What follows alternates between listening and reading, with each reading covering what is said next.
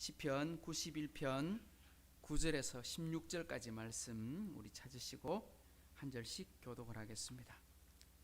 시편 91편 9절에서 16절까지 말씀입니다. 내가 말하기를 여호와는 나의 피난처시라 하고 지존자를 너의 거처로 삼았으므로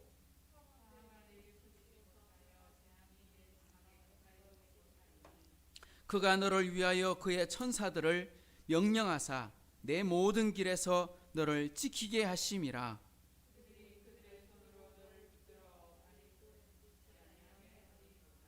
내가 사자와 독사를 밟으며 젊은 사자와 뱀을 밟으리로다.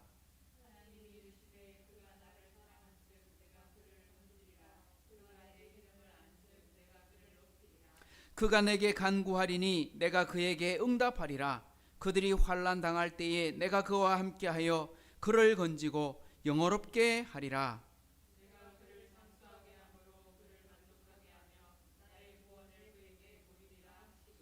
아멘. 우리 새해 첫 번째 우리 수요 예배를 시작하게 되었습니다. 참 감사하고 올 한 해 동안 또 우리 시편을 통해서 주시는 하나님의 말씀 우리가 함께 묵상했으면 좋겠습니다.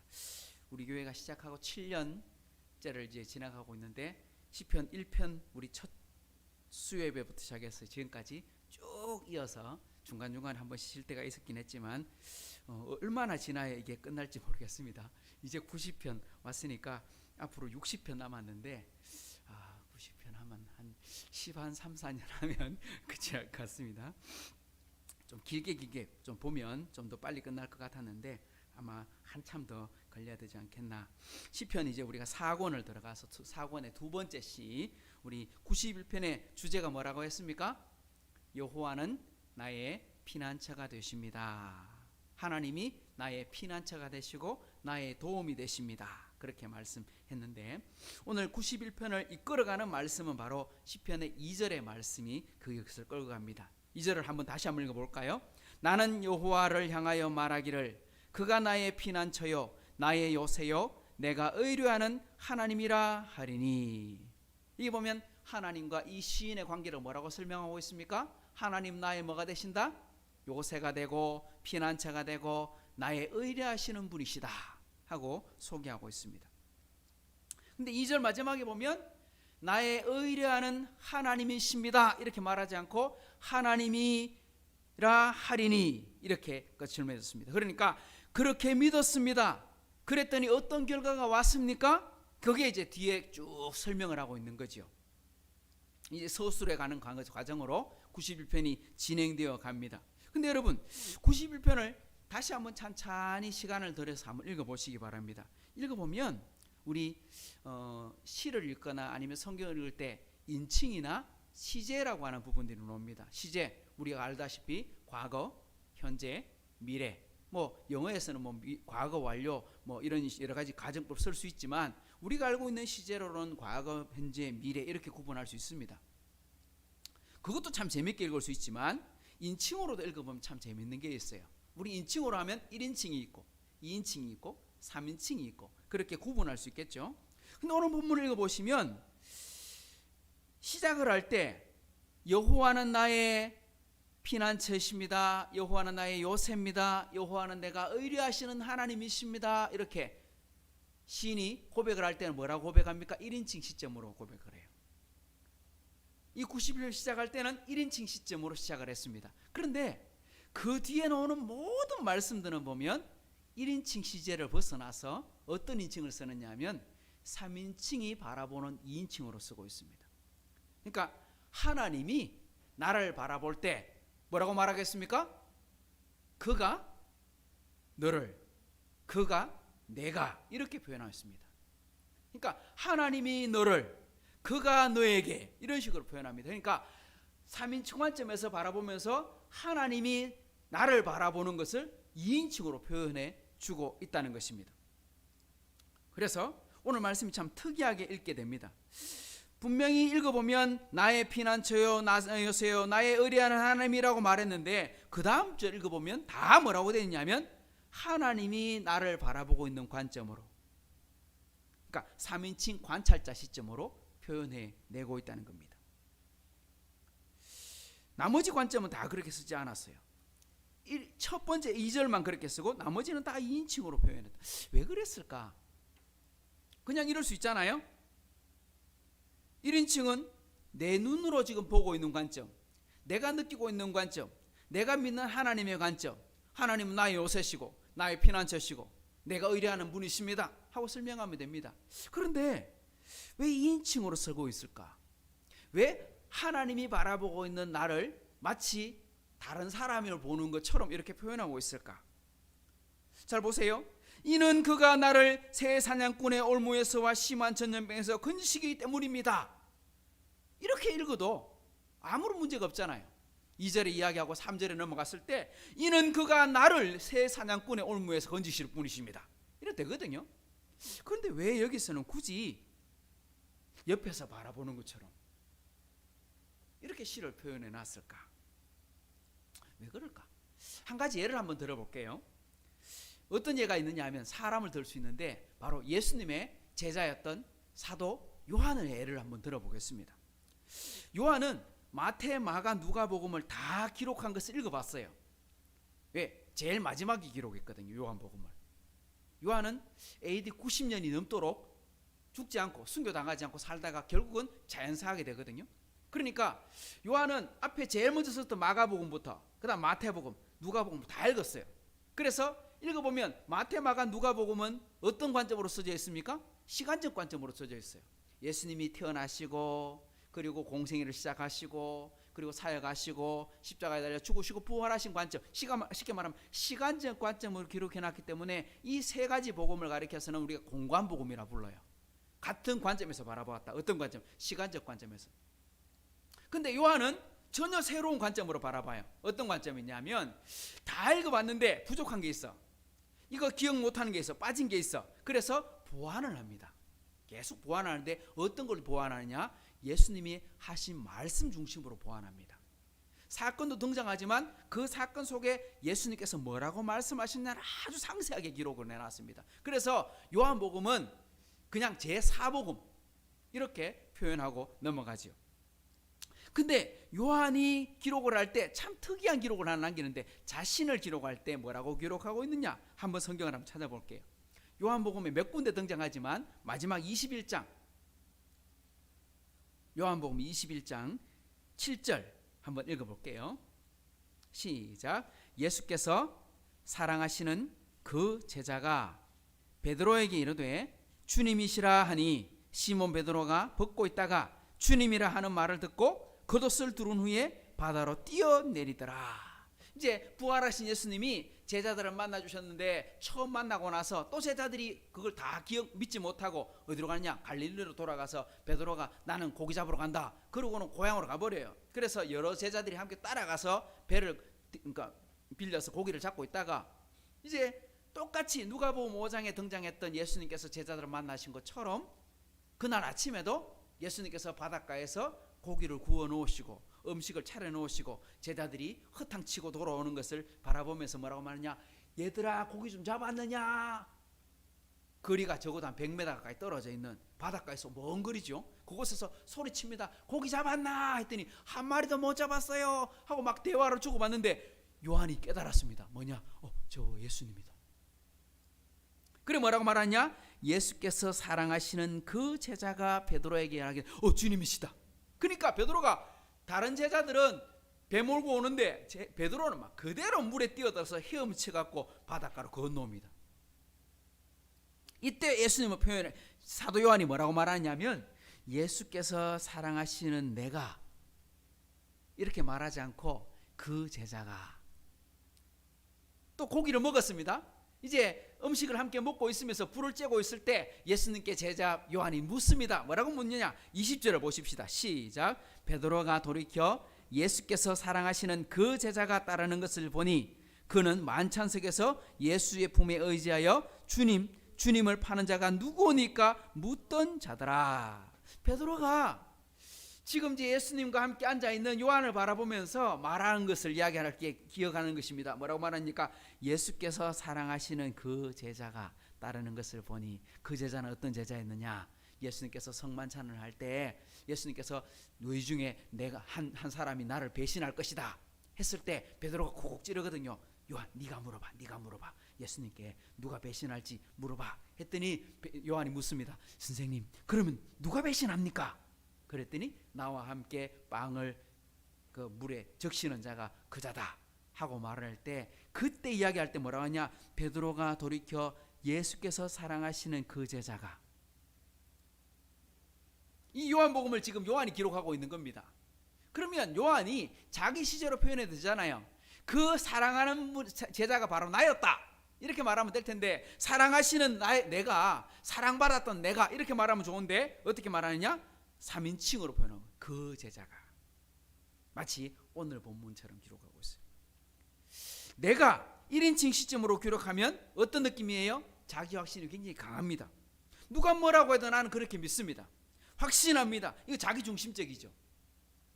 근데 그것을 살짝 틀어서 사랑하시는 그 제자가, 다르게 말하면 마치 남이 보고 있는 것처럼. 왜 이렇게 표현할까? 오늘 91편에 오늘 시인이 주는 나의 하나님이시요 나의 요새시요 이렇게 말을 했는데, 그 다음부터는 다 틀어가지고 하나님이 그를 바라보는 것처럼 왜 그렇게 묘사할까? 저는요, 이건 뭐냐, 주관적 관점에서 벗어나서 좀 더 객관적인 시점으로 우리가 성경을 바라보는 시야가 필요하다, 그런 느낌을 보여주는 것 같아요. 오늘 91편의 시를 읽을 때도 우리 그런 관점에서 한번 바라보자고요. 우리 지난 시간에 우리 8절까지 말씀 보았는데요, 오늘 9절부터 말씀을 좀 살펴보십시다. 9절 말씀 돌아와서 읽어봅니다. 시작. 내가 말하기를 여호와는 나의 피난처시라 하고 지존자를 너의 거처로 삼았으므로. 오늘 9절 말씀은요, 앞에 나왔던 1절과 2절을 요약해 놓은 거예요. 여호와를 거처로 삼습니다. 여호와는 나의 피난처십니다. 앞에 이야기했잖아요. 그렇게 말했다. 자, 내가 말하기를, 이건 누가 하시는 말씀이에요? 하나님이 말하는 거. 하나님이 네가 그렇게 말했지?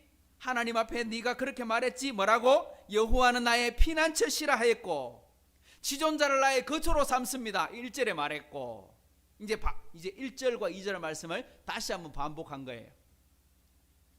근데 2절에서는 나의 피난처시오 했는데, 여기는 보니까 네가 말하기를 나의 피난처라고 말했지? 하고 말하는 거예요. 그러니까 시점이 이제 바뀐 거죠. 자, 이 1절과 2절 말씀은 시편 91편에 어떻게 보면 이 찬송이라고 말합시다. 시는 찬송이니까, 시니까, 찬송이니까 이제 노래라고 말할 수 있으니까 앞에 전반부 1절을 이끌어가는 말씀이었다면 똑같은 단어를 다시 가지고 옵니다. 내가 말하기를 주는 나의 피난처시라 하였고 나의 거처가 된다 말씀했지 않느냐? 이건 이제 2절 말씀을 끌고 오는 거예요.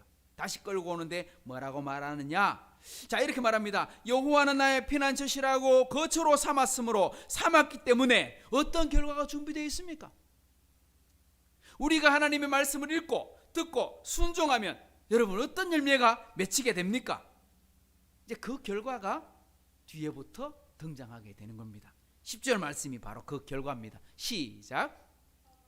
화가 내게 미치지 못하며 재앙이 내 장막에 가까이 오지 못하리니. 할렐루야. 이 말씀 굉장히 중요합니다. 하나님을 거처로 삼으니까, 하나님을 거처로 삼았다, 이 무슨 말입니까? 하나님과 함께 살았다. 거처가 뭡니까? 집이에요. 집. 하나님을 나의 거처로 삼았다, 이 무슨 말입니까? 하나님이 나와 함께하고 계신다. 이거 우리 말로 바꾸면 뭐가 돼요? 임마누엘. 아들을 낳으리니 임마누엘이라 하리라. 다르게 말하면요, 하나님이 우리와 함께 하신다.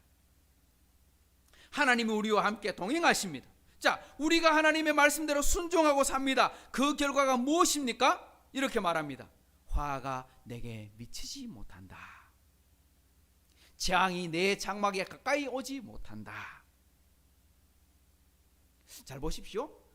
화가 없는 게 아닙니다. 재앙이 없는 게 아닙니다. 화는 언제나 일어납니다. 사건 사고는 언제나 발생합니다. 오늘 또 운전하다가, 오늘 또 걸어가다가, 아니 집에 가만히 있다가도 화를 만날 수 있습니다. 화를 당할 수 있습니다. 요즘 정말 상상할 수 없는 초월하는 그런 사건 사고가 얼마나 많이 일어납니까? 참 비참한 일들이 벌어지고 있습니다. 미국에서 우리나라는 회오리 바람이 불었다 하면 아무리 새도 어이구 바람 좀 세네 이 정도지만 미국에서는 회오리 바람이 불어도 난리가 납니다. 그죠? 미국 테네시주 미국 중서부인데 중부에서 바람 불었는 그 바람이 얼마나 셌느냐 하니까 6개 주인가 그걸 계속 지나가면서 토네이도가 안 멈추는 거예요. 그래서 몇 명이 죽었냐? 100명이 넘게 죽었어요. 토네이도가 어떻게 하느냐? 집을 그냥 통째로 들어버려. 자동차를 띄워버려. 그러니까 사람은 뭐 그냥 훅 날아가 버리는 거지. 날아갔다가 떨어지면 그냥 죽는 거예요. 얼마나 많은 사람들이 죽었는지. 야, 상상을 못합니다. 우리 지금 우리나라 겨울이잖아요. 근데 벌써 동남아시아에서는 태풍이 시작되고 있어. 우리는 여름 돼야 태풍이 시작되지만 동남아 예를 들면 태국이나 필리핀이나 이쪽은 이미 태풍이 시작돼요. 이번에도 태풍이 일어나가지고 필리핀에 많은 사상자가 발생했거든요. 이런 거 보면 사건은 우리 옆에서 바로 옆에 일어날 수 있어요. 우리가 오늘 차를 운전하는데 싱크홀이 갑자기 생겨서 아니면 다리가 끊어져서 우리 사고를 얼마나 많이 봅니까? 그런데 약속을 이렇게 말합니다. 화가 내게 미치지 못한다. 재앙이 너희 집에 들어오지 못한다. 재앙이 없는 게 아니야. 화가 없는 게 아니야. 사고가 안 일어나는 게 아니야. 그런데 그 사고에서 어떻게 하신다? 우리를 지키시는 분이시다. 이렇게 말하는 거예요. 하나님이 욥기를 읽어보면 하나님이 바닷물을 만드셨어요. 바다를 만드시는데 바다가 막 이렇게 치고 들어오잖아요. 치고 들어오는데 그 바닷물을 막는 게 누구예요? 성경에 보면요, 모래가 막아. 모래가 바다가 막 밀고 들어올 때 그걸 막는 게 누구냐? 모래를 통해서 하나님께서 막게 만드셨다. 그러니까 모래를 지나면서 바닷물이 다 힘을 잃어버리는 거지. 그리고 요즘도 우리도 그 수해가 발생할 때 막는 걸 뭘로 막아요? 모래자루로 막는 거예요. 모래자루로 톡톡톡톡 쏴면 그냥 막히는, 아주 조금 지나면 막히는 거예요. 그걸 우리가 깨닫게 된 거죠. 자, 이런 겁니다. 질병도 있고 사고도 있습니다. 없는 게 아닙니다. 근데 그 속에 하나님의 인도하심, 보호하심이 있다는 사실을 우리는 그걸 믿어야 된다는 거예요. 하나님의 심판도 있어요. 근데 심판 속에 하나님의 은혜가 있다는 걸 우리는 기억해야 돼요. 누가 말했느냐? 바로 노아가 그걸 봤어요. 창세기 6장에 보면 노아가 하나님의 말씀에 순종하고 살았는데 나머지 모든 사람들이 하나님의 말씀 거역했어요. 그래서 하나님께서 화가 너무너무 나시는 거예요. 아니, 내가 생명을 주었고 나의 형상을 따라 지은 사람들이 뭐 생각하고 행동하는 모든 것들이 죄니까 어떻게 하시냐? 아, 도저히 안 되겠다. 하나님이 심판을 하셔야 되겠다. 결정을 내리십니다. 그때 노아가 뭘 봤느냐? 잘 보십시다. 자, 창세기 6장을 한번 찾아가 보십시다. 6장 6절부터 한번 읽어볼게요.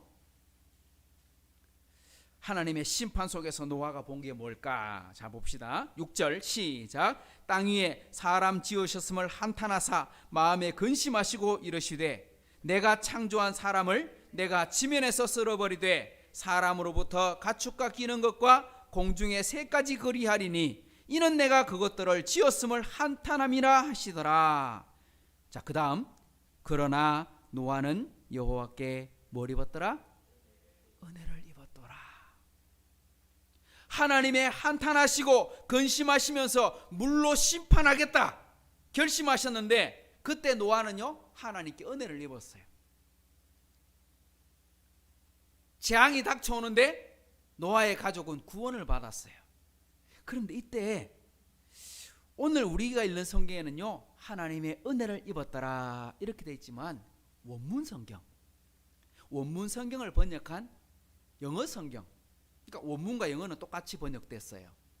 히브리 성경 그리고 영어 성경에는 어떤 식으로 표현되어 있느냐? 히브리 성경을 우리가 못 읽으니까 영어는 이렇게 되어 있습니다. But Noah found grace in the eyes of the Lord. 그러나 노아는 발견했다. 뭘 봤느냐? 그레이스, 은혜를 보았다. 어디? 하나님의 눈 속에 있는 은혜를 보았다. 우리는 은혜를 입었더라 이렇게 되어 있는데 잘 보면 노아는 하나님의 은혜를 발견했다. 심판하시는 중에서도 뭘 하시는 분이신 걸, 하나님이 은혜 주시는 분이심을 발견했기 때문에, 그것을 눈으로 보았기 때문에 어떻게 했느냐? 순종했다. 그리고 하나님 말씀 따라갔다, 이 말이 있습니다. 그러니까 하나님은 심판을 하시는 중에서도 무서운 분이심을 우리는 눈으로 못 깨겠지만, 아니, 노아는 무서운 하나님을 본 게 아니라 하나님의 눈 속에 있는 사랑을 본 거예요. 하나님이 세상을 심판하시는 분이 아니라 하나님 세상을 너무너무 사랑하시는 분이심을 보았던 거예요. 그러니까 하나님의 은혜를 보고 바로 순종했다. 이것이 하나님이 그의 백성들에게 주시는 은혜의 방식이라는 겁니다. 무슨 말이냐? 우리가 죄가 없는 세상에 살려면요, 어떻게 하면 돼요? 죄가 없는 세상에 살고 싶으면 천국 가면 돼. 빨리 가면 돼. 왜? 죄 없는 곳은 이 땅에 없거든요. 이 세상 사람들과 안 어울리고 죄인들과 안 어울리고 살고 싶으면 말 그대로 빨리 천국 가면 돼요. 세상 한 다리 끌어 나는 가노라 하고 가면 돼요. 그런데 왜 남아 있어요? 바울은 말했어요. 나는 빨리 가고 싶다. 나는 빨리 하루라도, 지금이라도 천국 가서 살고 싶다. 이곳보다 천국이 더 좋다. 그런데 남아 있는 이유 뭐 때문에? 내가 해야 될 사명이 남아 있기 때문에. 그것 때문에 나는 이곳에서 살아간다. 오늘 우리도 마찬가지입니다. 오늘 또 안전하게 지날 수 있는 것은, 오늘 또 우리가 이 땅에 살아갈 수 있는 이유는 무엇 때문이다? 하나님께서 살아갈 이유를 이곳에 남겨두셨기 때문이다. 할렐루야. 우리 이거 믿어야 된다는 거예요. 그러면 하나님이 지켜주신다고 약속을 하셨는데, 여러분 어떻게 지켜주시느냐? 말씀 주십니다. 이렇게 말합니다. 11절 우리 본문으로 다시 돌아보십시다. 시작. 그가 너를 위하여 그의 천사들을 명령하사 내 모든 길에서 너를 지키시게 하심이라. 하나님께서 지금 우리 닥치는 환난과 어려움이, 재앙이 우리 앞에 있는데, 우리 눈앞에도 있을 수 있습니다. 우리 앞에 공경이 있을 수도 있습니다. 하지만 그것이 우리를 무너뜨리지는 못하게 하실 겁니다. 어떻게? 천사를 보내서 지켜주시겠다 약속하셨습니다. 천사를 보냈다는 말은 다르게 말하면요, 하나님이 내가 너와 함께하고 있다는 것을 확신해 주고 있다, 이 말입니다. 확신을 주신다, 이 말입니다. 하나님께서 우리를 위해서 그의 천사들을 명령하사 천사를 보내셔서 지키게 하신다. 그러니까 천사는 어떤 존재입니까? 천사는 뭐 하는 존재예요? 천사는요, 하나님을 위해서 사역하는 존재가 아니고요, 하나님이 천사를 왜 만드셨느냐? 우리 때문에 만든 거예요. 우리 때문에. 누구 때문에? 바로 나 때문에. 나를 위해 만들어 주신 거야. 어디 나오느냐? 히브리서 한 번 더 찾아보십시다. 히브리서 1장 14절. 하나님께서 천사 왜 만드셨느냐?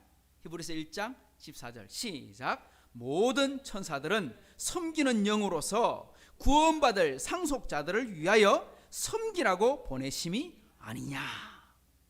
보십시오.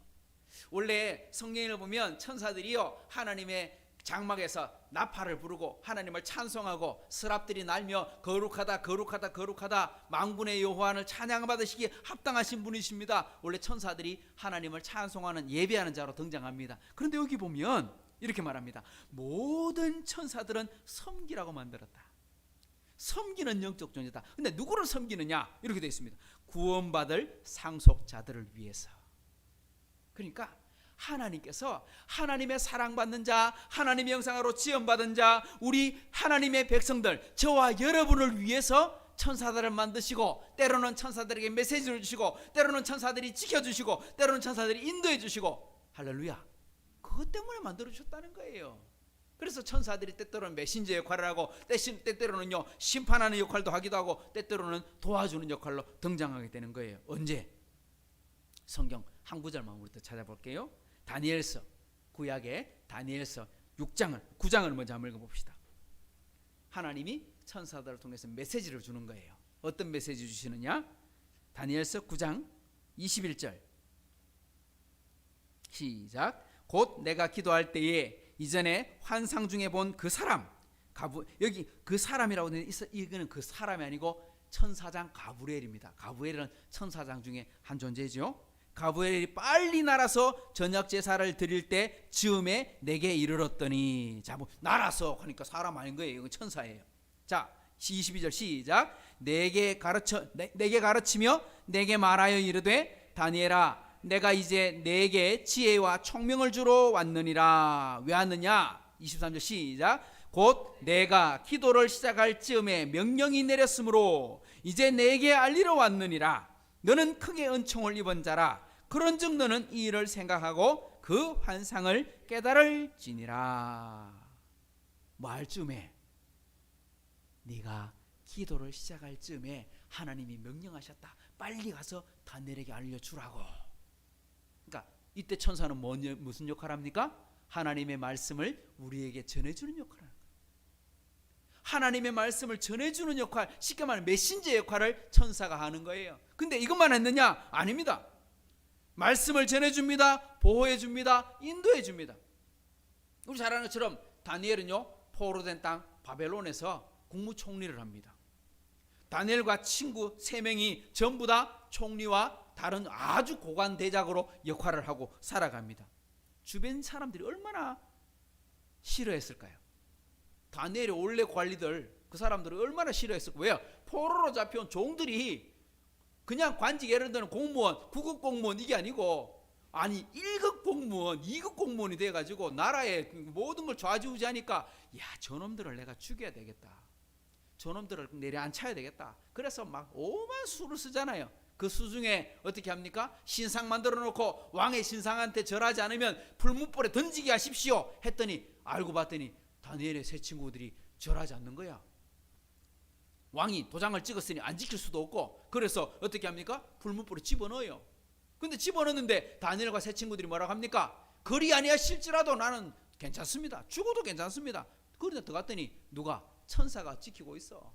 우리가 잘 보았던 것처럼 분명히 집어넣기는 3명 집어넣었는데 불 속에 들어있는 걸 보니까 4명이야. 그러니까 한 명은 누구? 이제 천사라고 표현하기도 하고, 어떤 목사님들은 그분이 바로 예수님이다 이렇게 말하기도 하지만, 뭐 누가 표현 안 되기 때문에 불 속에 4명이 있다. 그러니까 다르게 말하면요, 하나님이 보호해 주셨다는 걸 알 수 있어요. 다니엘도 똑같습니다. 다니엘이 기도를 하는데 하나님께 하루에 3번씩 예루살렘이 창문을 열어가 기도하고 있는데, 신하들이 뭐라 합니까? 한 달 동안, 앞으로 한 달 동안 왕에게 기도하는 것 외에는 다른 신들에게 기도하면 그 사람은 잡아가지고 사자굴에 넣도록 하십시다. 얼마나 듣기 좋은 말입니까? 왕에게만 기도하게 하십시오. 왕에게만 절하게 하십시오. 당신이 최고 아닙니까? 그 말 듣고 왕이 어깨에 빡 떠가지고, 그렇게 하자, 도장 꽝 찍었더니 알고 봤더니 다니엘이 왕에게 기도하지 않고 하나님께 기도하고 있는 거라. 아이고, 내가 실수했네. 근데 물릴 수가 없어. 왜? 도장 찍어놨거든. 신하들의 간사한 욕심에 빠져가지고 결국은 다니엘을 죽이게 됩니다. 다니엘을 사자굴에 집어넣게 됩니다. 후회하지요? 근데 후회는 늦었어요. 왜? 이미 왕이 도장 찍으면 안 할 수가 없어. 그러니까 왕이 밤새 잠도 못 자고 계속 금식하면서 눈물 흘리면서 기도합니다. 다니엘이 믿는 하나님, 좀 다니엘 좀 지켜주세요 하고 기도합니다. 어떻게 됐느냐 한번 찾아보십시다. 마지막으로 다니엘서 6장, 앞으로 가서 6장 19절부터 한번 읽어보겠습니다. 시작. 이튿날에 왕이 새벽에 일어나 급히 사자굴로 가서 다니엘이 든 굴에 가까이 이르러서 슬피 소리질러 다니엘에게 묻되, 살아계시는 하나님의 종 다니엘아, 내가 항상 섬기는 내 하나님의 사자들에게서 능히 너를 구원하셨느냐 하니라. 무슨 말입니까? 왕이 지금 포기한 거예요. 슬피 울면서, 쉽게 말하면 자기 생각에는 사자굴에 들어갔으니 죽지 않았을까? 근데 다니엘이 믿는 하나님이라면 혹시라도 지켜주지 않았을까? 야야, 네가 믿는 하나님 너 안 지켜줬나? 하소연하고 있는 거지요. 그때 다니엘이 뭐라고 말하느냐? 자, 20절부터 시작. 다니엘이 왕에게 아르되, 왕이여 원하건대 왕은 만수무강하옵소서. 나의 하나님이 이미 그의 천사를 보내어 사자들의 입을 봉하셨으므로 사자들이 나를 상의하지 못하였사오니 이는 나의 무죄함이 그 앞에 명백함이오며, 또 왕이여 나는 왕에게도 해를 끼치지 아니하였나이다 하니라. 할렐루야. 이 보면요, 이미 그의 천사를 보내어 사자의 입을 틀어막아 버렸습니다. 기도를 시작할 즈음에 하나님께서는 천사를 출발시키시고 그에게 메시지를 전해주셨습니다. 내가 기도하지 않아도 하나님은 이미 사자의 입을 막으시고 나를 보호하셨습니다. 이것이 하나님의 은혜의 방식입니다. 이것이 하나님을 피난처로 삼는 하나님의 자녀에게 주시는 하나님의 능력의 방식입니다. 사랑하는 성도 여러분, 오늘 우리가 이것을 기억하십시다. 여호와는 나의 피난처로 삼고 나의 요새로 삼고 나의 도우시는 의뢰하시는 하나님이시라 하는 내가 믿는 하나님은 이런 분이시다. 어떤 분이시냐? 재앙이 오지 못하게 만들며 보호하고 지켜주시며 너의 곁으로 들어오지 못하게 하시며, 다르게 말하면요, 하나님이 재앙이 없는 게 아니에요. 화가 없는 게 아니에요. 화는 오늘 또 우리 앞에 있을 수가 있고 우리가 만날 수도 있어요. 그런데 하나님 뭐라고 말하냐? 그 환난과 어려움에서 너를 지키시는 분이시다. 바로 오늘 이 말씀, 이 약속의 말씀을 붙들고 오늘 저와 여러분이 하나님과 함께 동행하고 살아가시는 이 한 해가 될 수 있기를 주님의 이름으로 축복합니다. 기도하겠습니다. 좋으신 하나님 아버지, 감사합니다. 오늘 시인이 고백한 것처럼 내가 말하기를 여호와는 나의 피난처시라, 지존자는 나의 거처이시다 라고 말했는데, 하나님, 바로 오늘 우리가 하나님과 함께 동행하는 자가 되게 해 주옵소서. 하나님과 함께 살아가는 하나님의 백성들이 되게 해 주옵소서. 2022년도를 시작하고 이 문을 열었습니다. 이 한 해를 살아가면서 하나님과 함께 동행하고 살게 하시고, 하나님이 항상 나의 거처가 되시고 나의 요새가 되시고 나의 피난처가 되게 하여 주옵소서. 그리할 때에 오늘 약속하신 것처럼 화가 너를 뚫지 못하고 너를 무너뜨리지 못하고 재앙이 너의 장막에 들어오지 못하게 하며 천사가 너를 지키고 보호한다고 약속하신 것처럼 오늘 함께 예배를 드리는 우리 하이섬 식구들, 흩어진 우리 모든 가족들 다 하나님의 이 약속의 말씀이 2022년 한 해의 약속의 말씀이 되게 하여 주옵소서. 우리를 보호하시고 지키시고 말씀하시는 그 하나님을 따라서 이 한 해를 하나님과 함께 기쁘게 감사하게 살아가는 은혜가 있게 해 주옵소서. 감사드리며 예수님의 이름으로 축복하며 기도하옵나이다. 아멘. 하늘에 계신 우리 아버지여, 이름이 거룩히 여김을 받으시오며 나라의 임하시오며 뜻이 하늘에서 이루어진 것 같이 땅에서도 이루어지이다.